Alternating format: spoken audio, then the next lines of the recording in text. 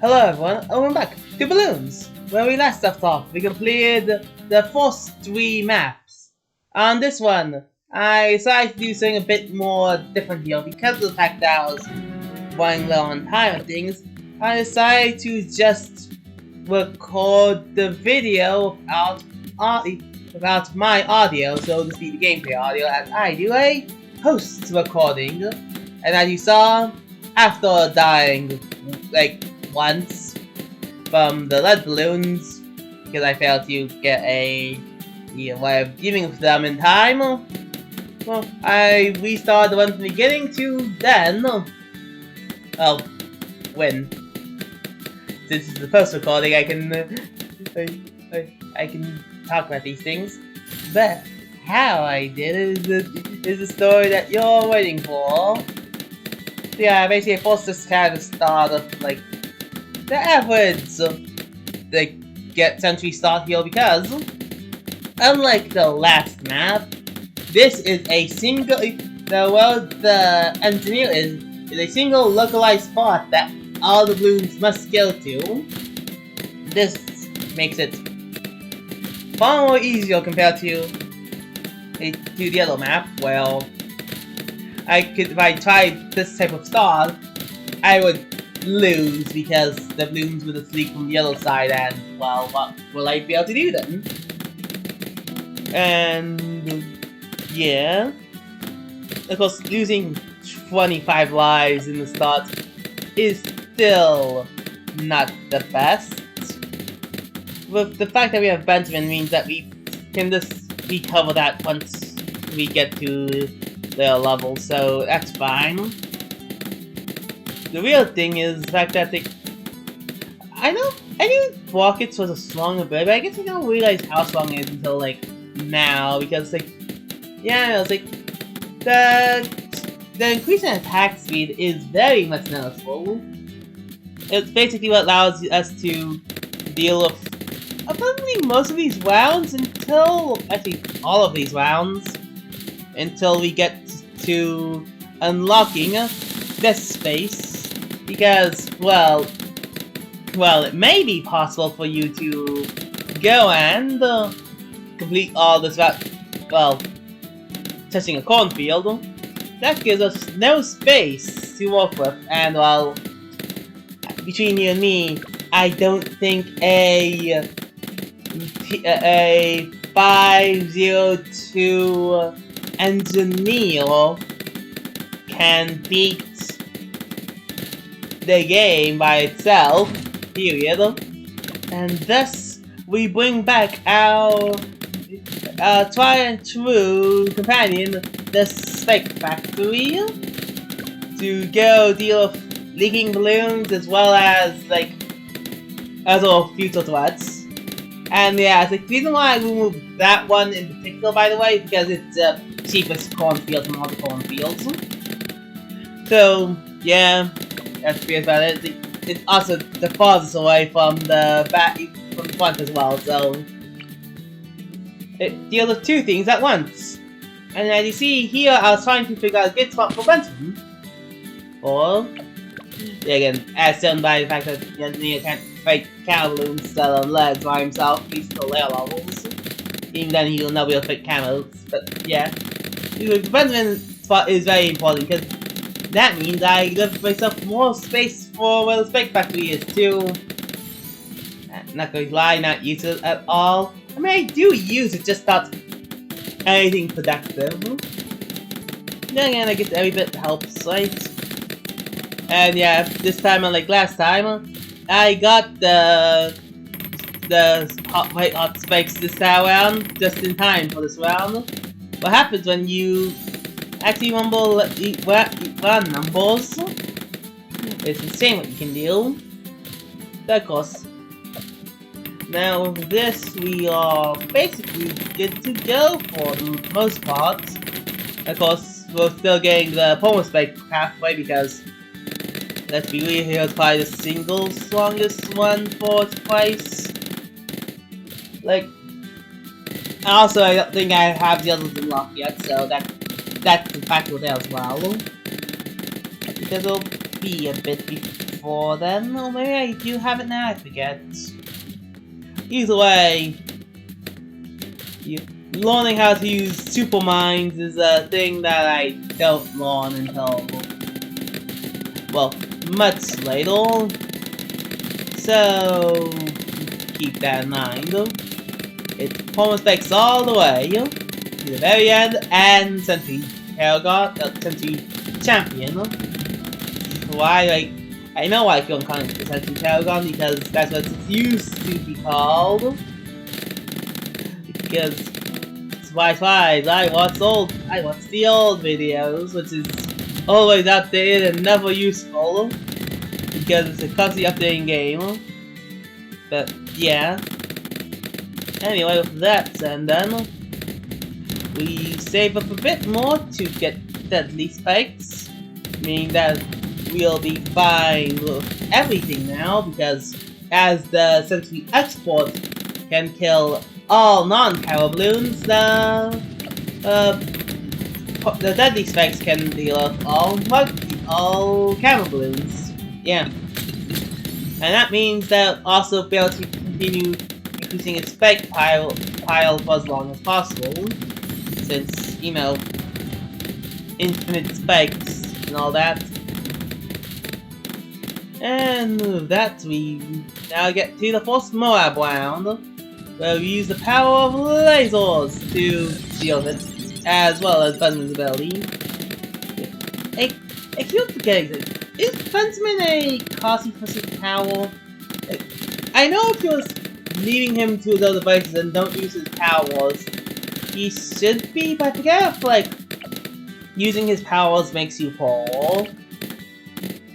Did they change that to prevent it from being like that, or is this like just a cost of being Benjamin that you just have to deal with? I guess I don't necessarily know about that. Anyway, something I do know is that we're now on round 44, well, not much else happens. At least we see like the rainbow less and certain power of deadly spikes as well. So, yeah. Either way. Well, that again, I also have all stuff on, as you can tell, so at least I'm pretty sure I do. You'll see what, yep, all stars need on, so we're basically going as quickly as possible here, because I am confident this setup can handle everything at a reasonable amount of time at least. And then, yeah, like I said, you see what I mean by I use it for not really anything too productive. I just put a bank there and said good enough, meaning that we have all four. I don't know why I didn't talk about Benjamin. All four important towers to our journey: a bank, an engineer, and a space factory, along with your captain Benjamin, or well, hero. Even Odyssey things. But yeah. Go back to our first Moab round. Second Moab round. Well, we see that we don't in fact have the damage output to fight this in Moab about the power. But, I mean, deadly spikes can handle it. And Benjamin does help keep the spikes durability way higher than normal. And after the deadly ceramic round, which honestly has killed us a few times, because, well, camo ceramics are very durable and tend to have the side effect of taking way too many lives off of spikes. So, yeah, things to worry about. It'll help that we still lack camo protection, and it's like currently is a mad dash to try to get to performance spikes, so we have effectively the strongest spikes in the game before we die. That is indeed a thing though.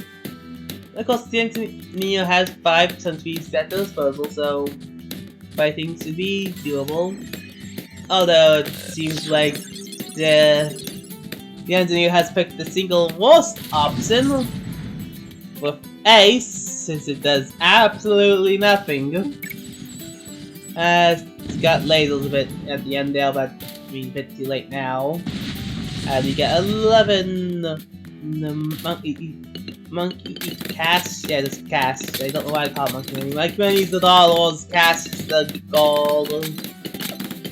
It's cash. Gotta remember those things. But I guess, yeah, I think no, that probably does give you less money as well, because if each wet balloon you pop gives you amount and they split constantly, then yeah, I think 10 is a small amount of money from balloons. Other things I also didn't think about. Yeah. It's like me looking back and thinking like what Benjamin actually does, like, and he is a strong hero and definitely serves well in a bank setup, because, you know, increases the interest rate on banks and all that. Very useful. But his ability to actually do things, that's a bit more of a problem, isn't it? Or mostly how he interacts with balloons, because while it does make balloons easier to kill, they don't drop anything. But so because we also unlock performance spikes, so I forgot to mention that. And that's now gonna be useful, since the performance spikes, as you see, can handle basically everything. And yeah, something that I think has come to my notice is that you guys can't actually see my mouse. Interesting. I don't actually know how to fix that. It's just one of those things, but yeah, you can see the. I mean, if I would have to go Soaking something, I probably should like grab and power and circle and use that power to circle what I'm talking about. Like these yellow balloons. Oh, just like the track length goes on. Oh yeah, if you're wondering what I was trying to do there, I was trying to see if an engineer could be placed anywhere. The answer is no. You really gotta find good power placement on this, and well, I don't think a engineer in the center is good power placement. Here's the thing, I think engineer was like the first like solo tower, the same way the Desperado is. Well, it wants to be alone. Not because of, unlike the Desperado, well, because it gains power from being alone. In the engineer's case, it wants to be alone, so it can have infinite, so it can have all the space in the world to, and we also got the last century upgrade, factory upgrade. Right on that, to upgrade it, you need 1 million EXP here. That's just insane. But yeah, as I was saying, this is basically where I got the idea of like essentially the engineer being a skeleton, because it wants all the space around it to be able to summon all its sentries. If you stop blocking things, it loses space for it to summon its sentries, causing it to do, well, less damage overall, and, you know, generally being stuck. But of course, with the power of fast movement and quick thinking, we can fire BFB and win.